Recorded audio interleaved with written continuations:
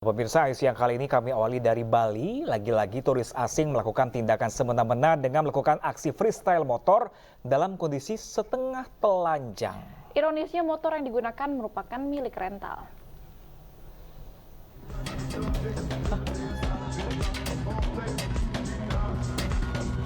Tren kunjungan turis asing ke Bali terus mengalami peningkatan, namun ironisnya masih saja banyak warga negara asing yang melakukan aksi tidak terpuji. Seperti yang dilakukan turis asing pada video viral tersebut. Dalam video, turis tersebut nekat melakukan aksi burnout atau membuat ban belakang motor berputar hingga mengeluarkan asap. Selain aksi freestyle-nya, gaya berpakaian sang turis turut menjadi perhatian netizen. Sang turis dengan percaya diri hanya menggunakan selembar kain untuk menutup tubuh bagian bawah. Terkait aksi viral turis asing tersebut, pengamat pariwisata Bali Wayan Puspanegara mengaku prihatin. Pasalnya, perkembangan pariwisata di Bali sedang bangkit. Selain itu, seharusnya ada do and don'ts untuk para turis asing dan harus disosialisasikan secara masif di Bali. Ada pembangunan non-fisik yang diarahkan untuk pembinaan perilaku kepada wisatawan yang ini kita masih sangat minim. Artinya kita jangan hanya mengejar kemajuan pembangunan secara fisik, tetapi kita berharap pembinaan perilaku kepada warga masyarakat untuk bisa berpartisipasi aktif dalam memberikan teguran, imbauan kepada wisatawan yang tidak senonoh atau wisatawan yang melanggar etik yang diakui kebenarannya di daerah kita ini, biar bisa ada pembangunan swadaya terhadap hal itu. Pasca video viral tersebut, pihak terkait diharapkan terus mengawasi turis asing, terutama yang membuat onar di Bali. Bila terbukti melakukan pelanggaran, imigrasi diminta tidak segan-segan melakukan deportasi terhadap warga negara asing yang bersangkutan. Dari Badung, Bali, Bagus Alit, iNews melaporkan. Itu pemirsa, 4 korban tewas dalam insiden perkelahian memakai celurit di Bangkalan, Madura, dievakuasi ke RSUD Syarifah Ambami Rato, Ebuh, Bangkalan. 4 ambulans dikerahkan untuk mengevakuasi jasad korban carok, di mana ambulans tiba di RSUD Syarifah Ambami Rato, Ebuh, Bangkalan dengan pengawalan personil Sat Samapta Polres Bangkalan. Keempat korban tewas tersebut yakni MDR, MTJ, dan NJH. Ketiganya merupakan warga dari Desa Larangan, Kecamatan Tanjung Bumi yang langsung tewas di lokasi kejadian. Sementara 1 korban tewas lainnya, HFD, warga Desa Baju Anyar, Kecamatan Tanjung Bumi, meninggal saat dalam perjalanan ke rumah sakit. Para korban meninggal akibat menderita sejumlah luka sabetan senjata tajam di beberapa bagian tubuh mereka. Polisi pun masih menyelidiki peristiwa serta motif duel berdarah ini.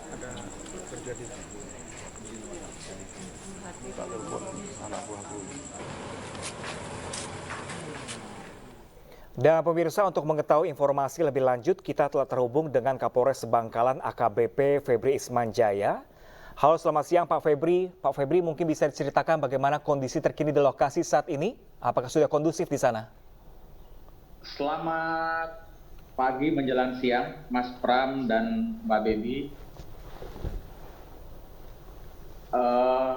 Perlu kami sampaikan terkait peristiwa perkelahian yang menewaskan 4 orang.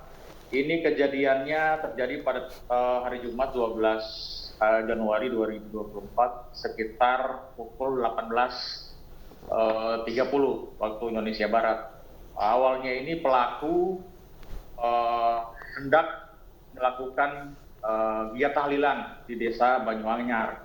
Akan tetapi di perjalanan sempat bertemu dengan salah satu korban ini, karena salah satu korban ini menggunakan kendaraan roda 2 dengan kencang dan melintas di depan pelaku.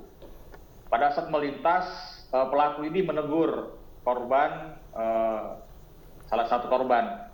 Akan tetapi korban tidak menerima dan turun dan menanyakan kepada pelaku, sehingga terjadi cekcok. Sempat pelaku dipukul oleh korban, bahkan sempat dipegangin oleh salah satu teman korban. Karena tidak merasa terima, korban ini mengajak pelaku untuk duel. Akan tetapi pelaku disuruh untuk pulang dulu ke rumah. Pada saat pulang ke rumah ini, pelaku bertemu dengan saudaranya di jalan, sehingga mengajak saudaranya ke rumah untuk mengambil celurit. Dan setelah kembali ke TKP, kedua pelaku ini langsung melakukan perkelahian terhadap 4 orang yang berada di lokasi pada saat pelaku ditegur tersebut.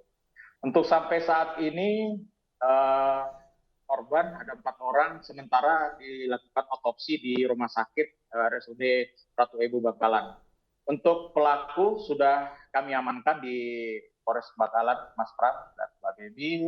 Sementara dalam proses penyelidikan dan penyidikan. Untuk di lapangan saat ini situasi di Desa Banyuanyar kondusif. Demikian Mas Pram dan Mbak Baby, perkembangan yang dapat kami lakukan dari Bangkalan. Terima kasih. Lalu Pak, sudah ada keterangan apa yang didapatkan dari pelaku karena kedua pelaku sudah diamankan? Apakah sudah terlihat juga motif dari pembunuhan 4 korban tersebut, Pak? Iya, jadi motifnya ini pelaku tersinggung karena ditegur, bahkan pelaku ini sempat dilakukan pemukulan terhadap korban ini melakukan pemukulan terhadap pelaku. Seperti itu Mbak Baby. Jadi karena tidak terima dipukul, bahkan korban ini mengajak duel lagi terhadap pelaku. Kalau berani ya silakan datang ke sini, kembali ke sini. Pelaku ini balik ke rumah lagi, dan pada saat balik itu ketemu dengan saudaranya, maka diajaklah saudaranya untuk kembali ke TKP untuk melakukan duel. Artinya Pak Febri, apakah antara pelaku dan korban ini sebelumnya sudah saling mengenal? Pelaku dan korban sebenarnya tidak saling mengenal, Jadi pada saat pelaku berdiri di pinggir jalan ini, ada sebuah sepeda motor yang berboncengan ini melintas dengan kecepatan tinggi, ditegurlah sama pelaku ini. Karena tidak terima dengan teguran itu, korban turun dan cekcok mulut, bahkan memukul pelaku. Seperti itu, Mas Pram. Iya. Lalu Pak, apakah setelah terjadinya duel carok ini ada aksi balas dendam mungkin dilakukan oleh sanak keluarga, kerabat terdekat korban begitu? Kami berupaya untuk meredam masyarakat di bawah, karena sampai saat ini belum ada isu-isu yang mengarah seperti itu, Pak Baby. Mencoba untuk turun ke masyarakat untuk menyampaikan, karena peristiwa ini memang duel antara saudara ini, karena korban ini salah satunya masih ada hubungan dengan keluarga pelaku. Seperti itu Mbak Baby. Oke, baik. Terima kasih banyak Pak Febri. Kami doakan agar segera kondusif di sana dan sebuah masalah segera clear dan hukum ditegakkan setegak-tegaknya di sana seadil-adilnya. Terima kasih banyak Pak Febri. Makasih Mas Pram, Pak Baby, makasih. Pemirsa, kita beralih ke informasi lain. Seorang pelajar berusia 14 tahun di Kabupaten Pacitan, Jawa Timur ini tewas diduga diracun usai minum kopi yang dibuat sang ayah. Curiga dengan kematian korban, polisi membongkar makam untuk proses otopsi.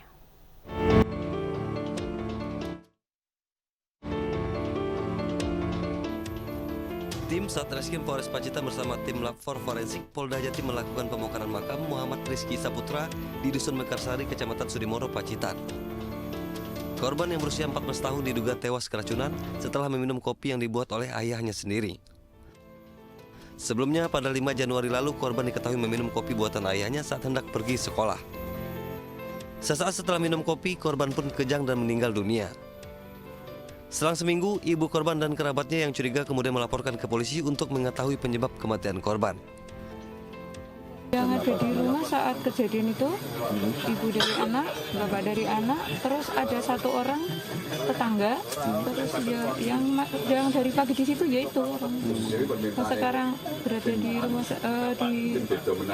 di sel itu sekarang yang tertuduh pencurian itu. Saat kejadian dia ada di situ. Polisi sudah melakukan bongkar makam dan otopsi jenazah untuk mengetahui penyebab pasti kematian. Polisi pun juga sudah memeriksa 5 saksi terkait kejadian tersebut. Semangat kita masih mengumpulkan bukti-bukti sehingga untuk membuat jelas, membuat terang peristiwa ini, sehingga menentukan, tadi sudah saya sampaikan, apakah ini si anak ini meninggal karena penyakit ataukah ada racun di dalam kopi tersebut. Masih dalam proses penyidikan dan pemeriksaan di laboratorium forensik di Surabaya. Sejumlah barang bukti juga diamankan, di antaranya seragam sekolah korban, sisa kopi, serta handphone korban. Kini penyidik masih menunggu hasil otopsi dari tim forensik Polda Jatim untuk mengetahui penyebab kematian korban. Dari Pacitan, Jawa Timur, Ahmad Subeki, iNews melaporkan. Ya, kembali terjadi pemirsa, dua wanita pengendara motor berboncengan jadi sasaran penjambretan di Depok, Jawa Barat. Bahkan akibat kejadian ini, dua ibu-ibu tersebut terjatuh dan terseret motor yang dikendarainya.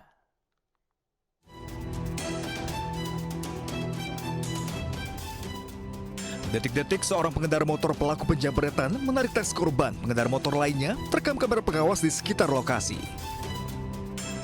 Meski gagal merebut tas korban yang adalah dua wanita pengendara motor, dua ibu-ibu tersebut terjatuh. Beruntung warga sekitar lokasi sigap menolong keduanya. Peristiwa ini terjadi di Jalan Raya Siliwangi, Pancoran Mas Kota Depok saat situasi ramai lalu lintas. Diduga pelaku juga telah membuntuti korban dari Margonda menuju Jalan Raya Tol Iskandar. Kejadian pas di sini nih. Pas di sini nih. Langsung ditarik tasnya karena nyangkut. Oleng dia hampir kena 02. Hampir kena mobil 02. Kalau kena 02 wah lebih luka parah pasti. Itu berdua naik motor. Dua-duanya ibu perempuan. Ya, korbannya kan dua orang ibu-ibu. Ya. Kini polisi memburu pelaku penjambretan yang melarikan diri ke Jalan Raya Tol Iskandar. Dari Depok, Jawa Barat, Iho Rizky, iNews melaporkan.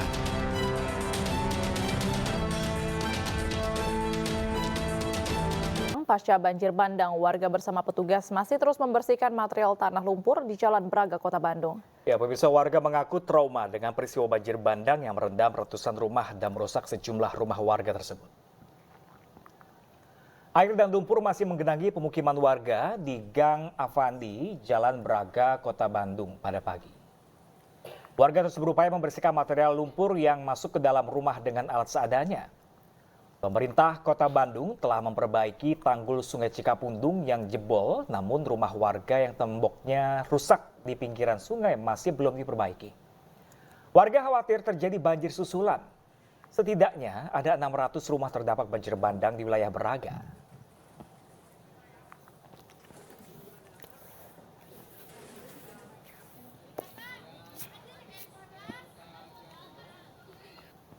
Pemirsa, dampak banjir bandang membuat ratusan warga mengungsi dan untuk mengetahui informasi lebih lanjut, kita telah terhubung dengan rekan Ervan David di posko pengungsian Braga, Kecamatan Sumur, Bandung, Kota Bandung, Jawa Barat. Halo, selamat siang Ervan. Bagaimana kondisi pengungsi hingga saat ini? Apakah sudah ada bala bantuan juga yang hadir untuk mereka terima?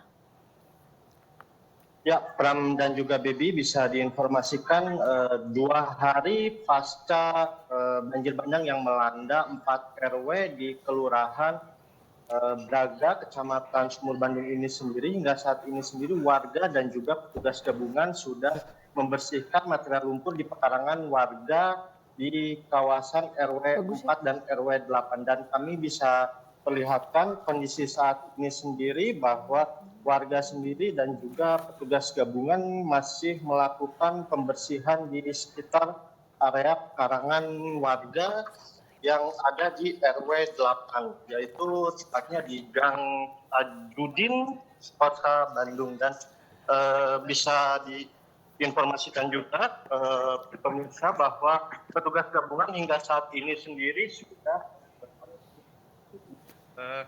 memberikan bantuan berupa logistik maupun berupa bantuan material kepada warga. Dan hingga saat ini juga warga juga masih membersihkan sisa-sisa material lumpur dan juga sampah di sekitar area pekarangan rumah warga. Dan dari data pemerintah Provinsi Jawa Barat ada sekitar 857 warga terdampak dan 600 rumah terendam di 4 RW yang ada di Kelurahan Braga ini sendiri.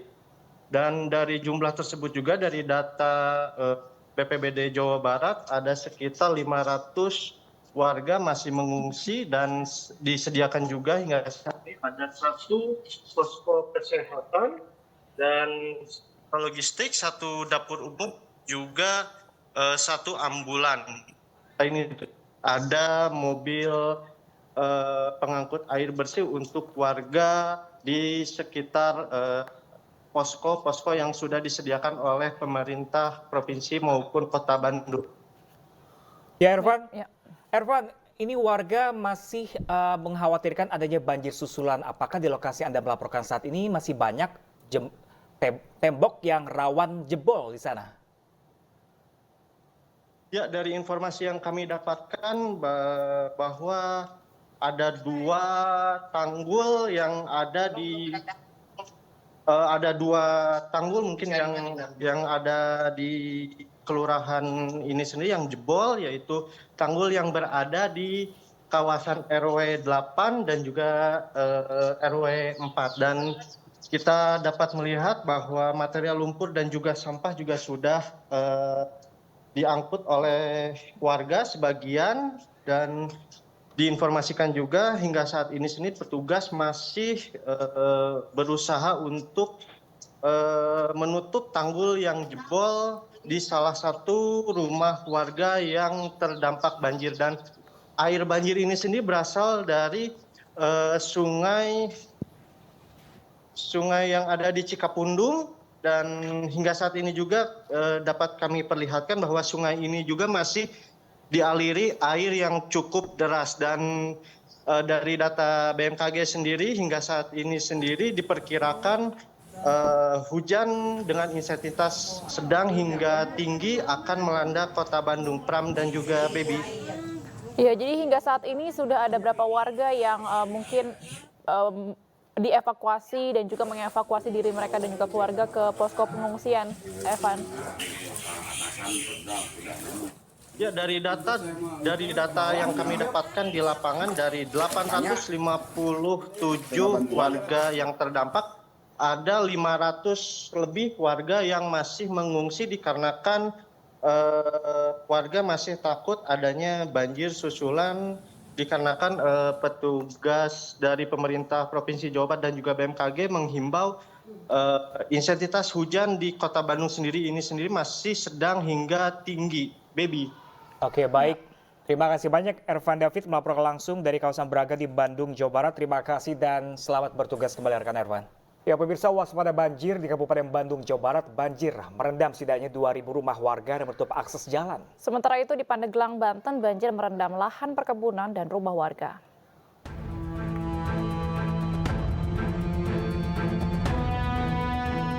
Sedikitnya 2.000 rumah warga di kawasan Kampung Lumajang Puntas, Desa Citerep, Kecamatan Dayakolot terendam banjir akibat jebolnya tanggul Sungai Cigede.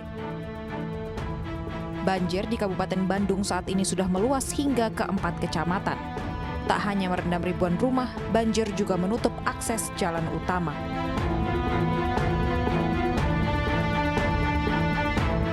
Salah satunya yaitu jalan utama di Bojong Soang, ketinggian air mencapai hampir 50 cm. Tak sedikit kendaraan yang mogok karena nekat menerobos banjir di jalur utama dari arah kota Bandung menuju Soreang. Biasanya naik motor, kalau naik jemputan, tapi kan jemputannya nggak bisa naik, nggak bisa maju, jadi nunggu di taman kota katanya. Keganggu nggak teh dengan kondisi banjir? Banget untuk Kak, soalnya kan ngehambat juga waktu kerja, kan yang pulang kerja malam capek gini ya, itu kan biasanya pulang tepat waktu ya, sekarang harus jalan dulu, nunggu banjir yang gede sudah ada, itu sampai ada naik mahal. Hal serupa juga terjadi di Desa Curug Ciung, Kecamatan Cikesik, Pandeglang, Banten. Banjir menggenang hektaran lahan perkebunan sawit dan menutupi badan jalan. Ini memang langganan banjir ya, setiap tahun ataupun setiap musim hujan ini parah ya. Bahkan tahun di 2022 ini mobil harus mengantri untuk surut air baru bisa lewat. Agar tidak terjadi kecelakaan, warga membuat pembatas jalan dengan batang kayu di 2 sisi jalan. Warga berharap pemerintah membuat saluran air dan memperlebar bentangan sungai agar banjir tak lagi terjadi. Tim Liputan iNews melaporkan.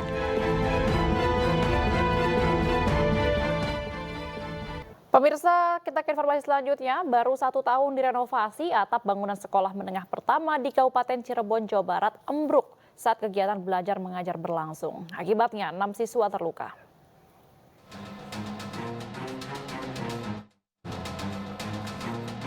Atap bangunan Sekolah Menengah Pertama Negeri 2 Greget di Desa Sindang Kempeng, Kecamatan Greget, Kabupaten Cirebon, Jawa Barat ambruk saat kegiatan belajar mengajar berlangsung.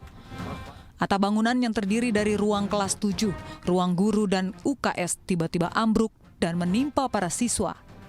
6 siswa terluka akibat tertimpa reruntuhan atap kelas yang ambruk dan langsung dibawa ke puskesmas setempat. Diduga beban berat dari genteng membuat atap tidak mampu menopang usai diguyur hujan deras pada Jumat dini hari. Dugaan penyebab kami itu mungkin ini tidak karena konstruksinya adalah menggunakan baja ringan, tetapi gentengnya itu menggunakan genteng beton, sehingga itu bebannya mungkin tidak sebanding gitu. Apalagi tadi malam hujan besar, jadi mungkin kena juga. Sehingga akan kita evaluasi untuk. Selain ambruk dan rusak berat, sejumlah ruangan juga dalam kondisi mengkhawatirkan dan dikosongkan. Akibat kejadian ini, Dinas Pendidikan Kabupaten Cirebon akan mengevaluasi dan memanggil kontraktor pengerjaan renovasi gedung sekolah karena gedung sekolah baru 1 tahun diperbaiki. Dari Cirebon, Jawa Barat, Toi Iskandar, iNews melaporkan. Ya, pemirsa, hujan deras yang mengguyur selama beberapa jam mengakibatkan saluran irigasi meluap dan mengakibatkan lahan persawahan longsor di Cilacap, Jawa Tengah. Timburan tanah longsor mengakibatkan jalan antar desa tertutup tanah sepanjang 25 meter.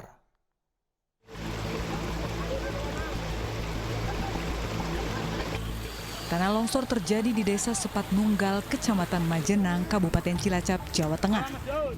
Guyuran hujan deras yang terjadi selama beberapa jam mengakibatkan saluran irigasi area persawahan meluap sehingga menggerus lahan pertanian.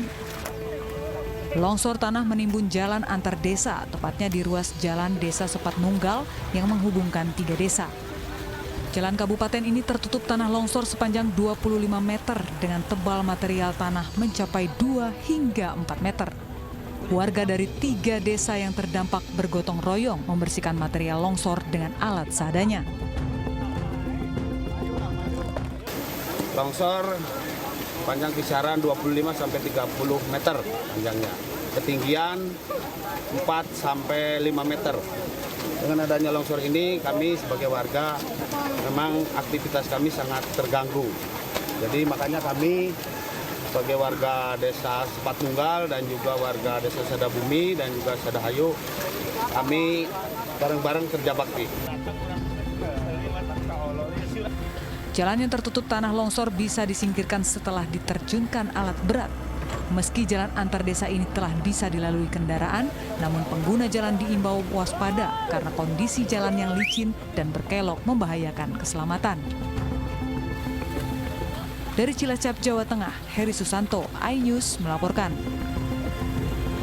Ya, pemirsa, awasi pergerakan para pelaku tindak kejahatan wilayah stasiun komuter lain. PT Kereta Komuter Indonesia memasang lebih dari 500 kamera pengawas di seluruh stasiun komuter lain yang ada di ibu kota. Dengan teknologi analitik, kamera CCTV tersebut juga mampu membaca identitas orang yang masuk dalam daftar pencarian orang aparat penegak hukum.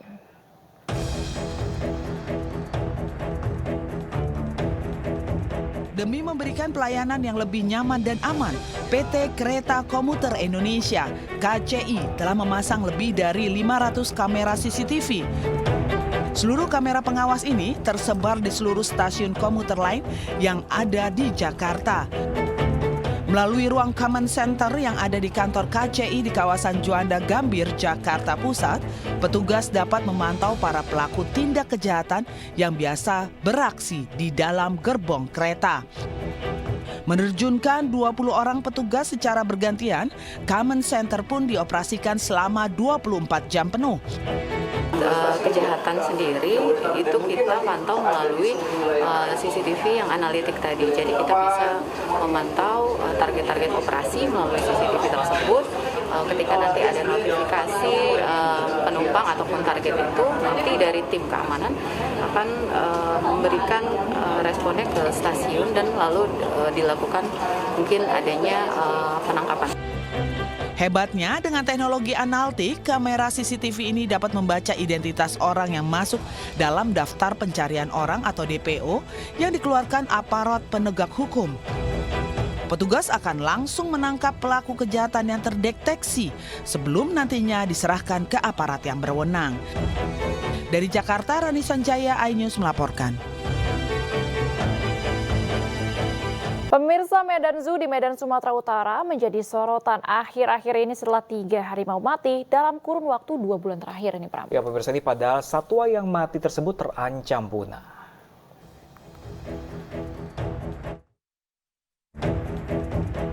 Kondisi di Kebun Binatang Medan atau Medan Zoo menjadi perhatian publik dalam beberapa bulan terakhir. Kawasan Medan Zoo terlihat tidak terawat, apalagi setelah 3 ekor harimau mati dalam kurun waktu 2 bulan terakhir. Diduga krisis finansial menjadi penyebabnya. Hal ini juga berimbas pada pakan satwa yang harus berhutang kepada sejumlah vendor. Sementara menurut PLT Dirut PUD Pembangunan Kota Medan Bambang Hendarto yang membawahi Medan Zoo mengakui sejak tahun 2005 belum ada perbaikan apapun yang dilakukan. Medan Zoo masih menerapkan pola lama yang belum mengikuti regulasi animal welfare dari BKSDA. Kondisi ini pun diperparah pasca COVID-19 yang membuat pendapatan menurun. Selain itu, dampak krisis finansial membuat gaji karyawan tidak lagi dibayarkan secara penuh, melainkan dibayarkan dengan cara dicicil. Menanggapi permasalahan ini, Wali Kota Medan mengakui hingga kini masih mencari berbagai solusi untuk membenahi Medan Zoo.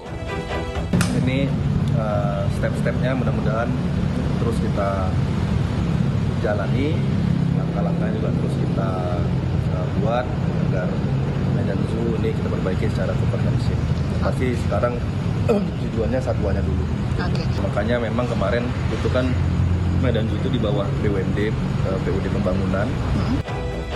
Pihak pengelola Medan Zoo juga menambahkan pendapatan dari hasil penjualan tiket dipergunakan untuk biaya operasional kebun binatang seperti biaya listrik, air, dan lainnya. Dari Medan, Sumatera Utara, Ahmad Ridwan Nasution, iNews melaporkan. Pemirsa, Kementerian Pariwisata dan Ekonomi Kreatif merespon cepat terkait kondisi memprihatinkan kebun binatang Medan Zoo di Kota Medan, Sumatera Utara.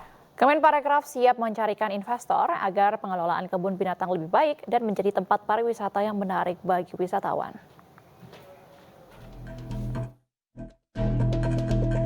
Beginilah kondisi kebun binatang Medan Zoo di Kota Medan, Sumatera Utara yang sangat memprihatinkan. Bahkan hewan-hewan di kebun binatang ini nampak tidak terawat. Pada akhir tahun lalu binatang owa dan 3 harimau mati.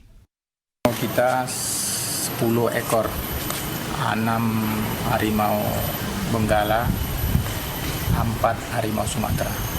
Sisanya kenapa Bang, yang 3 lagi? 3 lagi mati karena sakit. Kalau untuk sekarang, ya hewannya juga udah banyak yang nggak ada ya, udah nggak lengkap lagi gitu ya Bang ya. Jadi udah kayak mengurangi niat gitu. Kondisi ini tak luput dari pengamatan Menparekraf Sandiaga Salahuddin Uno. Dalam Weekly Brief with Sandi Uno, Menparekraf siap memfasilitasi pengelola kebun binatang dengan para investor agar pengelolaan tempat wisata ini jadi lebih baik lagi. Pemerintah siap memfasilitasi banyak sekali investor yang ingin berinvestasi karena konsep green tourism, pariwisata hijau ini. Saya sudah ada 3 atau 5 investor yang tertarik. Silakan teman-teman dari Medan, jika membutuhkan bantuan, kami akan dengan senang hati memfasilitasi. Saat ini Medan Zoo sendiri memiliki koleksi 115 spesies satwa, termasuk diantaranya 10 harimau Sumatera dan Benggala. Tim Liputan iNews melaporkan. Baik pemirsa, kita akan kembali mencoba untuk menghubungi rekan Ridwan yang berada di Medan Zoo, Sumatera Utara. Halo, selamat siang Ridwan. Apakah suara kami terdengar? Baik, Ridwan, bagaimana saat ini kondisi di Medan Zoo setelah adanya 3 harimau yang meninggal dalam kurun waktu 2 bulan? Saat ini saya melaporkan langsung dari depan pintu masuk Medan Zoo. Meskipun di hari akhir pekan atau weekend, Medan Zoo sendiri tampak masih sepi dari pengunjung yang ada. Pram, Baby. Ya, Ridwan, menurut pantauan Anda, tidak hanya weekend saja, kalau di hari-hari biasa, memang apakah di Medan Zoo ini memang tidak ada pengunjung atau bahkan sepi, dibilang seperti itu? Pasca COVID sendiri, Medan Zoo ini sepertinya selain kondisinya yang memprihatinkan juga karena fasilitasnya tidak memadai, jadi Medan Zoo ini seolah ditinggalkan masyarakat untuk jadi lokasi wisata. Lalu apakah saat ini Anda mendapatkan informasi mengenai alasan mengapa Medan Zoo bisa menghadapi krisis keuangan? Informasi terakhir yang kita himpun dikarenakan Medan Zoo ini dibawahi oleh perusahaan umum daerah, sehingga Medan Zoo ini kesulitan dana karena tidak mendapat suntikan APBN maupun APBD dari pemerintah Kota Medan sendiri. Medan Zoo sendiri untuk operasionalnya berpatokan dengan penjualan tiket masuk yang ada di Medan Zoo untuk keberlangsungan Medan Zoo sendiri dan satwa-satwa yang ada. Ini dari informasi yang Anda dapatkan sudah berapa lama tidak didanai lagi oleh APBN? Dari awal sebenarnya Medan Zoo ini memang tidak ada didanai oleh pemerintah Kota Medan. Karena dia di bawah unit usaha BUMD, Badan Usaha Milik Daerah. Oke, selanjutnya kalau respon dari pemerintah setempat, apalagi ini sudah termasuk cukup lama sejak COVID, respon pemerintah setempat seperti apa dengan adanya nasib Medan Zoo ini? Sejak COVID-19 terlihat pemerintah Kota Medan tampaknya kurang serius untuk menangani permasalahan ini. Di pemerintahan Bobi juga, Bobi selalu mencari investor, namun sejauh ini belum ada satupun investor atau pihak swasta yang masuk ke Medan Zoo untuk melakukan perubahan-perubahan atau perbaikan. Ya, Ridwan, kalau Anda pernah masuk ke Medan Zoo ini, Anda bisa ceritakan kepada kami kondisi seperti apa sih fauna-fauna yang menghuni di Medan Zoo ini? Kondisinya sangat miris ya, mungkin lebih seperti kita sedang masuk ke dalam hutan belantara yang rumput-rumput liarnya penuh di kiri kanan jalannya penuh berlumut dan satwa-satwanya itu kita seperti melihat kandang saja, tapi tidak ada satwanya di dalam. Jikapun ada, satwanya itu kondisinya mungkin sangat memprihatinkan, kurus, sakit, dan sudah banyak juga yang mati selain harimau. Baik, lalu hingga saat ini apakah masih beroperasi dan apakah pegawainya juga masih bekerja di Medan Zoo hingga hari ini? Sejauh ini opsi untuk penutupan sementara atau relokasi terhadap satwa-satwa di Medan Zoo belum dilakukan oleh pihak pemerintah Kota Medan. Sejauh ini operasional masih berjalan meskipun pengunjung hanya bisa dihitung dengan jari yang datang. Sementara untuk pegawai sendiri meskipun sudah 4 bulan tidak menerima gaji secara full, mereka tetap bekerja untuk bekerja di Medan Zoo ini sendiri. Baik, terima kasih atas laporan Anda, rekan Ahmad Ridwan Nasution melaporkan langsung dari Medan Zoo, Sumatera Utara. Selamat bertugas kembali. Pemirsa, jangan kemana-mana karena usai jeda akan ada informasi mengenai langgar aturan. Belasan alat peraga kampanye berukuran raksasa dicopot petugas. Lengkapnya sesaat lagi pemirsa, tetaplah bersama kami.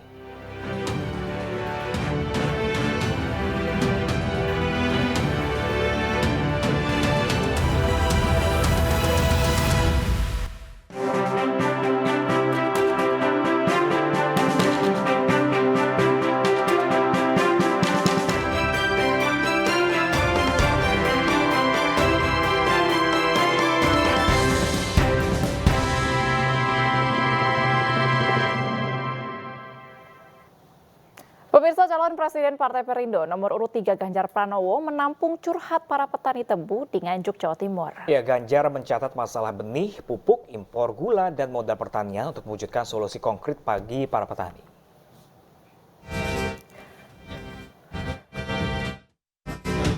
Calon Presiden Partai Perindo nomor urut 3 Ganjar Pranowo bertemu dan berdialog bersama para petani tebu di Nganjuk, Jawa Timur. Ganjar menampung curhat para petani terkait harga jual yang murah di pabrik gula milik negara dibandingkan pabrik gula milik swasta. Kemudian petani juga mengeluhkan masalah benih dan pupuk, impor gula, dan modal pertanian. Ganjar pun mencatat seluruh permasalahan petani dan berjanji akan mewujudkan solusi konkret untuk mengatasinya. Tebu itu salah satu yang menjadi perhatian Ganjar Mahfud. Kami sih punya hipotesis apa yang jadi problem dan kami coba konfirmasi ternyata betul. Satu mulai dari benih, ya benih ternyata tadi prakteknya pernah terjadi rendemen itu sampai 11, sekarang hanya 6,5. Penurunannya sangat drastis, maka kualitasnya pasti tidak terlalu baik, harga jualnya pasti turun, itu problem pertama. Maka saran mereka tadi, diperhatikan soal benih ini. Ini menjadi tanggung jawab kita. Yang kedua pupuk, lagi-lagi problem pupuk, problem nasional yang memang mesti diperhatikan. Alokasinya dia jauh dari cukup. Bahkan kalau kita hitung tadi kurang lebih hanya sepertiganya saja. Yang berikutnya tadi ada catatan kritis dari mereka. Saya itu kalau jual ke PG atau pabrik gula swasta kok lebih bagus ya Pak harganya. Kalau di PG-nya pemerintah kok mesti sulit. Bahkan julukannya tadi, Pak pabriknya kuno. Setelah bertemu dengan petani tebu, Ganjar akan melanjutkan safari politiknya dengan berziarah ke makam Presiden keempat Republik Indonesia Abdurrahman Wahid dan juga makam Mbah Hashim di Pondok Pesantren Tebu Ireng, Jombang. Dari Nganjuk, Jawa Timur, Stephen Patinama, Jemi Jasin, iNews melaporkan. Sementara itu, pemirsa, Capres nomor urut 2 Prabowo Subianto melanjutkan kampanyenya di Pangkal Pinang, Kepulauan Bangka Belitung. Di depan ribuan para pendukungnya, Prabowo merespon penilaian 11 dari 100 sebagai Menteri Pertahanan dengan goyang gemoy.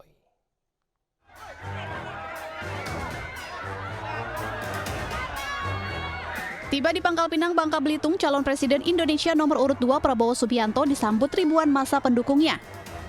Prabowo bahkan harus dikawal ketat untuk tiba di atas panggung. Di sela-sela orasinya, Prabowo menyinggung salah satu calon presiden yang memberinya nilai 11 dari 100 soal kepemimpinannya sebagai Menteri Pertahanan Indonesia dengan respon goyang gemoy.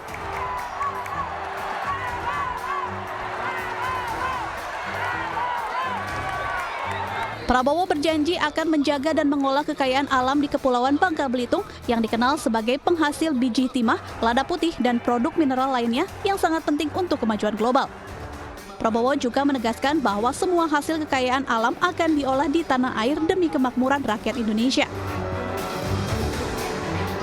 Mulai sekarang semua tambang kita, semua komoditas kita, semua tanaman kita, semua milik kita harus diolah di bumi Indonesia. Tidak akan kita izinkan dijual murah keluar lagi, saudara-saudara. Dan dengan diolah di Indonesia, pabrik-pabriknya akan berada di Indonesia. Dukungan terus mengalir untuk pasangan calon presiden dan wakil presiden nomor urut 2 Prabowo Subianto dan Gibran Rakabuming Raka kali ini datang dari Partai Berkarya. Setelah kita mengafirmasi diri menjadi swing voters dan kita mengafirmasi diri menjadi undecided voters. Alhamdulillah pada hari ini dengan mengucapkan Bismillahirrahmanirrahim kita mendukung pasangan calon presiden 02. Untuk memeriahkan deklarasi ini diiringi dengan budaya palang pintu Betawi. Tim Liputan iNews melaporkan. Pemirsa, calon presiden nomor urut 1 Anies Baswedan menghadiri acara Tablik Akbar yang digelar sejumlah organisasi Islam Kabupaten Tapanuli Tengah. Dalam kampanye, Anies Baswedan mengajak seluruh masyarakat di Tapanuli Tengah untuk turut serta menjadi pelaku langsung untuk perubahan di Indonesia.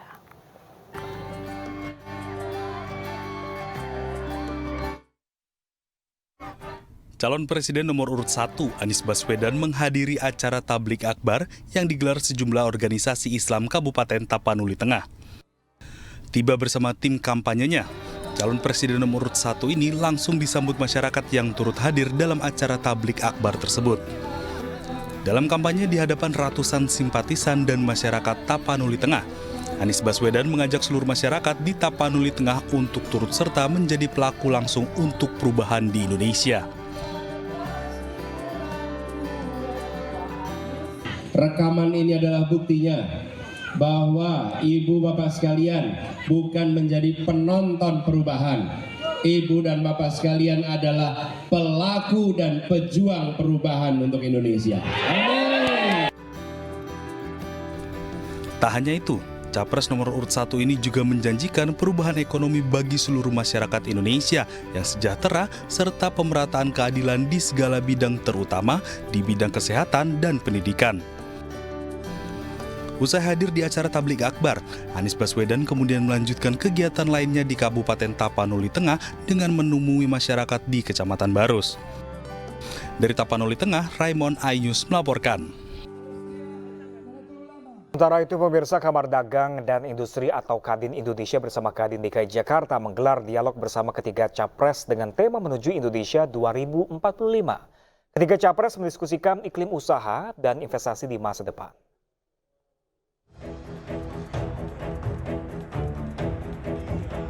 Kamar Dagang Indonesia atau Kadin menggelar dialog ekonomi yang mengundang 3 calon presiden untuk menyampaikan visi misi mereka dalam tema Indonesia Emas 2045. Calon Presiden nomor urut 3 Ganjar Pranowo mengatakan pengembangan ekonomi kreatif dapat menjadi alternatif untuk meningkatkan perekonomian sekaligus lapangan kerja dalam negeri. Ganjar juga menyinggung soal pengembangan produk petrokimia dasar guna membangun industri kesehatan. Nah, kalau mau jadi negara besar, ada 2 hal yang harus dipenuhi. 1 logam dasar, 2 kimia dasar. Kimia dasar kita belum beres sampai hari ini. Sementara itu, calon presiden nomor urut 1 Anies Baswedan menjanjikan kesetaraan dan kesempatan yang sama diperlukan untuk para pelaku usaha demi membangun Indonesia. Sedangkan calon presiden nomor urut 2 Prabowo Subianto dalam sesi tanya-jawab menyatakan pembangunan food estate tetap menjadi strategi utamanya untuk meningkatkan produksi pangan. Sementara itu, Kadin menyatakan komitmennya sebagai organisasi dunia usaha yang netral dan inklusif. Kita mengharapkan pendalaman dari visi misi dari ketiga capres tersebut, sehingga kan selama ini kalau kita melihat itu adalah debat ya, debat capres. Nah, ini dialog beda. Jadi dialog ini diharapkan setiap capres ini betul-betul menggali visi misinya, sehingga kita semua masyarakat tahu visi misi dari capres tersebut. Pihak Kadin juga berharap calon presiden dapat memperhatikan isu pembangunan di daerah. Tim Liputan iNews melaporkan. Beri dukungan untuk Pilpres 2024, ulama serta kiai se-Cimahi dan Bandung dukung Ganjar Mahfud jadi pemimpin RI ke-8. Jaringan ulama dan kiai Ahlus Sunnah Wal Jamaah Indonesia wilayah se-Cimahi dan Bandung bersama-sama sepakat memilih Ganjar Pranowo dan Mahfud MD sebagai presiden dan wakil presiden di tahun 2024. Kesepakatan tersebut dilakukan dalam halaqah kebangsaan di Pondok Pesantren Darul Hufaz, Kota Cimahi, Jawa Barat. Ganjar Mahfud dinilai sosok pemimpin yang patut diteladani karena dianggap bisa merangkul semua golongan, termasuk kalangan kiai, ulama, dan tokoh-tokoh agama. Indonesia juga membutuhkan pemimpin seperti Ganjar Mahfud yang memiliki visi dan kebijakan untuk menjadikan negara maju, sejahtera, dan berdaulat.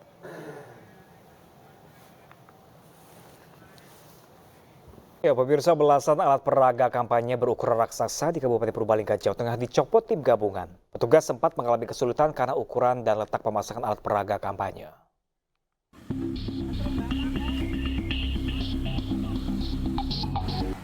Petugas gabungan dari Panwaslu Kecamatan Purbalingga Kota dan Kecamatan Bojongsari bersama Satuan Polisi Pamong Praja Kabupaten Purbalingga, Jawa Tengah mencopot ratusan alat peraga kampanye di sejumlah ruas jalan. 12 baliho raksasa dan 250 alat peraga kampanye lain berupa spanduk, banner, serta bendera dicopot karena pemasangannya melanggar ketentuan. Saat melakukan pencopotan, petugas sempat mengalami kesulitan. Jelas ada kesulitan karena pemasangannya itu baliho-baliho besar itu dikaitkan di pohon itu agak lumayan tinggi, dipaku, terus ada yang dipakai kawat. Itu untuk pencopotannya itu agak lumayan kesulitan. Karena alat kita itu terbatas. Diketahui selain melanggar ketentuan KPU dan Perda Kabupaten Purbalingga, sejumlah alat peraga kampanye ini juga mengganggu keindahan kota karena dipasang di pohon, tiang listrik, serta fasilitas umum. Dari Purbalingga, Jawa Tengah, Catur Edi Purwanto, iNews melaporkan. Usia bukanlah penghalang untuk maju dan berkembang. Prinsip itulah yang selalu dipegang Nyai Edoh, seorang pedagang gado-gado di Kamal Muara, Jakarta Utara. Kegigihan dan ketulusan Nyai Edoh mendapat perhatian dari Partai Perindo yang memberikan sebuah gerobak baru untuk mendukung usahanya.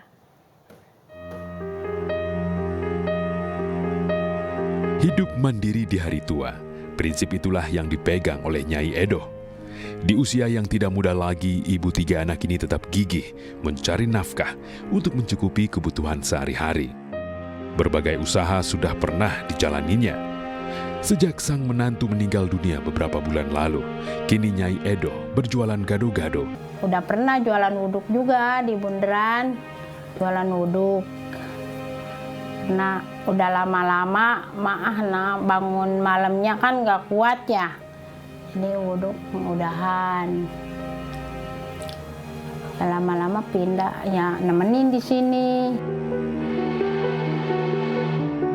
Tempat sederhana ini menjadi saksi perjuangan hidup ibu berusia 58 tahun asal Subang, Jawa Barat ini. Setiap hari dengan setia dan sabar, Nyai Edoh menantikan pembeli yang hendak membeli gado-gado buatan tangannya. Rata-rata ia mendapat penghasilan 100 hingga 150 ribu rupiah setiap harinya. Meski pendapatan yang diperoleh tak menentu, ia selalu bersyukur atas nikmat yang Tuhan berikan. Ia pun berharap suatu hari kelak dapat mengembangkan usahanya. Niat dan kegigihan Nyai Edoh untuk maju dan berkembang pun mendapat perhatian dari Partai Perindo. Bu, siang Bu. Siang Jualan Pak. apa Bu? Jualan ketoprak sama gado-gado. Bu, saya ngeliat Ibu punya etalase udah rada tua. Iya, udah jelek. Bu, saya dari Indrawu, saya dari Partai Perindo. Iya. Kalau kira-kira saya kasih gerobak ke Ibu, Ibu mau gak? Mau lah. Oh, iya. Nanti kita berikan Ibu gerobak dari Partai Perindo. Iya. Untuk Ibu bisa berjualan lebih bagus lagi. Ini kita serahin ini. Nanti gerobaknya bisa Ibu pergunakan Bu ya. Amin. Terima kasih saya ucapkan kepada Ketua Umum Partai Perindo Bapak Harisanu Sudibyo dan Ketua Umum Kartini Perindo Ibu Liliana Sanu Sudibyo atas bantuan modal usaha dan gerobak yang diberikan kepada saya. Semoga Partai Perindo maju terus dan sukses selalu. Kini tempat usaha Nyai Edoh pun menjadi lebih menarik dengan bantuan gerobak Partai Perindo. Sebuah gerobak yang tampak bersih dan kokoh akan setia menemani hari-harinya berjualan demi kebahagiaan keluarga tercinta. Teruslah semangat Nyai Edoh dan jadilah teladan bagi sekelilingmu. Pemirsa, aksi bela Palestina di depan gedung Kedutaan Besar Amerika Serikat kembali digelar. Ya, salah satu tujuan aksi ini untuk meminta pemerintah dukungan Afrika Selatan yang menggugat Israel ke Mahkamah Internasional.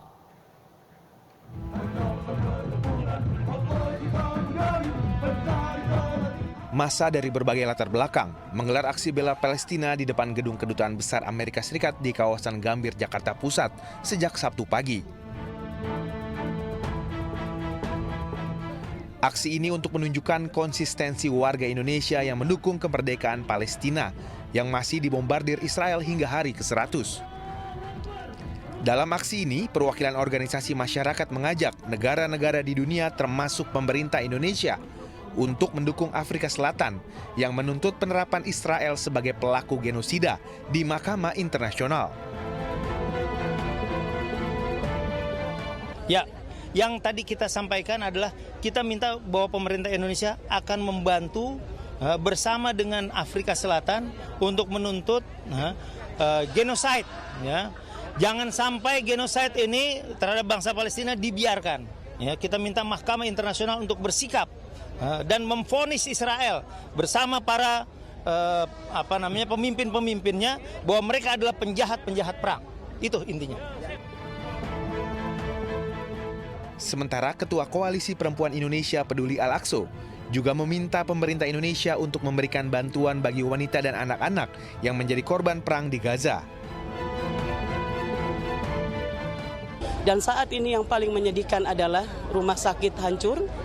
Dalam hari-hari ke depan 10.000 perempuan-perempuan di Gaza akan melahirkan. 1.400 mereka harus melahirkan dengan sesar. Sekali lagi, mereka melahirkan tanpa obat bius dan lahir di tenda-tenda. Dan tentunya tempat tinggal, kebutuhan makan. Dan sekali lagi bahwa anak dan perempuan ini menjadi korban yang paling menderita.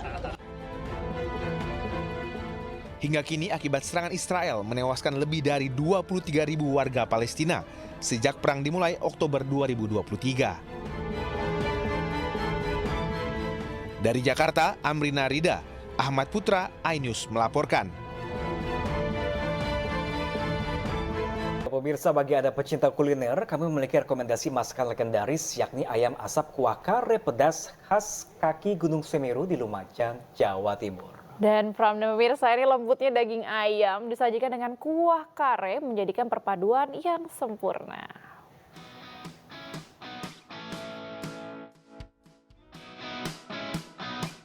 Inilah ayam asap kuah kare pedas. Dari tampilannya saja sangat menggoda. Ya, ayam asap kuah kare pedas ini merupakan menu andalan dari sebuah warung makan di tepi aliran sungai Gunung Semeru. Tepatnya di Desa Pasru Jambe, Lumajang, Jawa Timur. Ayam kuah kare pedas ini cocok sekali dimakan sambil menikmati pemandangan dan udara di kaki Gunung Semeru. Cara memasaknya pun cukup sederhana. Pertama, daging ayam kampung diasap di atas tungku untuk menciptakan aroma smoky yang khas. Sementara kuah karenya berasal dari aneka bumbu seperti bawang merah, cabai, bawang putih, dan kemiri yang dihaluskan. Kemudian dicampur dengan santan kelapa. Ayam kemudian dimasak dengan bumbu hingga meresap dan mengeluarkan aroma yang sedap. Selanjutnya, ayam disajikan dengan diberi topping daun bawang serta kuah kare yang lezat. Soal rasa tak perlu ditanya. Aroma daging ayam Jawa asap berpadu bumbu kare yang lezat menghasilkan cita rasa yang sempurna. Rasanya itu enak, dagingnya itu lembut, bumbunya meresap ke dalam. Apa bedanya menu di sini dengan yang lainnya? Kalau di sini tuh sukanya itu ke suasananya. Harga satu porsi ayam asap kuah kare pedas ini dibanderol Rp150.000. Satu ekor ayam utuh ini bisa dinikmati oleh 4 orang. Bagaimana? Anda tertarik untuk mencoba kelezatan ayam asap kuah kare pedas ini? Dari Lumajang, Jawa Timur, Yayan Nugroho, iNews melaporkan. Pemirsa, Satuan Lalu Lintas Polresta, Satlantas Polresta Pati membuat monumen bandeng dari knalpot brong. Ya, pemirsa, monumen ini terbuat dari 4.031 knalpot brong yang merupakan hasil operasi selama 4 bulan.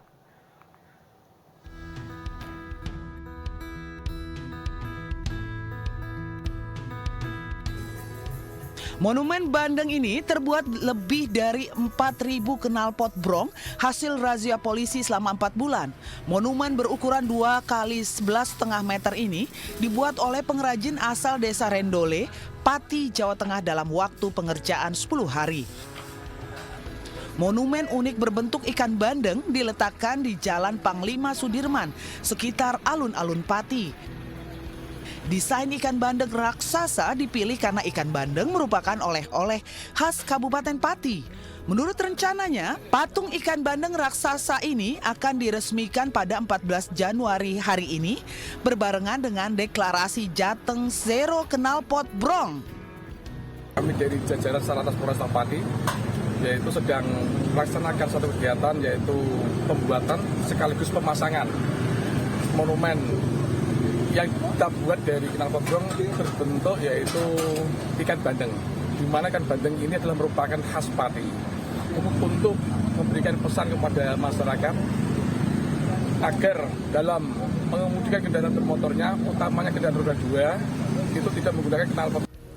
Warga mengaku senang dengan adanya monumen ini karena dapat menjadi pengingat tentang larangan penggunaan knalpot brong, juga bisa untuk bersuah foto. Ide yang bagus dan kreatif sekali ya, karena di daerah lain mungkin belum ada, dan juga ini sebagai bukti bahwa polisi di Kabupaten Pati ini memberantas knalpot brong di masyarakat. Selama ini terganggu nggak sih Mas dengan adanya yang pakai knalpot brong? Sangat terganggu sekali, bisa untuk spot foto-foto ya. Jajaran Polresta Pati akan terus menggencarkan razia knalpot brong dengan mengedepankan preemptif dan preventif serta edukatif kepada masyarakat demi terciptanya zero knalpot brong. Dari Pati, Jawa Tengah, Lazarus Sandi, iNews melaporkan.